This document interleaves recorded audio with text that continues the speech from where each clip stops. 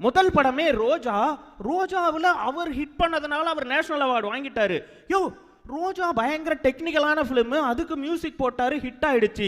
கிழக்கு சீமையிலே பாரதி ராஜா டைரக்டர், மண் சார்ந்த இசை கொடுக்கணுமே, ரஹ்மானால முடியுமா அப்படின்னு கேட்டப்போ முடியும் என்ற அந்த இசையமைப்பாளர் நிரூபிச்ச படம் கிழக்கு சீமையிலே. எவ்வளவு அழகா இருக்கும் தெரியுமா? இன்னும் பாடி இருப்பான் சார் தங்கச்சிக்காக. ஏஆர் ரஹ்மான் உயிரை உருக்குற மாதிரி இசையமைச்சிருப்பார்.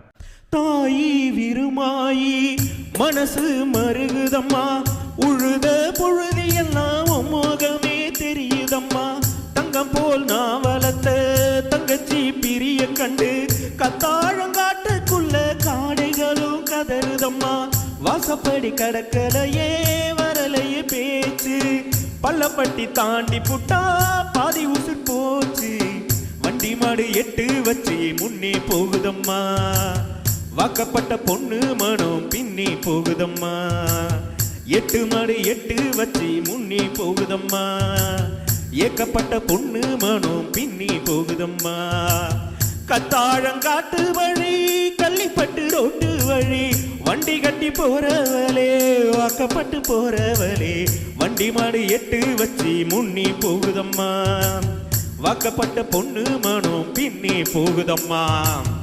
நகரத்துல இருக்கிறவனுக்கு மட்டும்தான்டா ஏஆர் ரஹ்மான்னு சொன்னவனுக்கு மத்தியில கடைக்கோடி கிராமத்து ஆலமரத்தின் ஆணிவேர் வரைக்கும் இசையமைக்க முடியும் நிரூபிச்சாருங்க ஏஆர் ரஹ்மான்.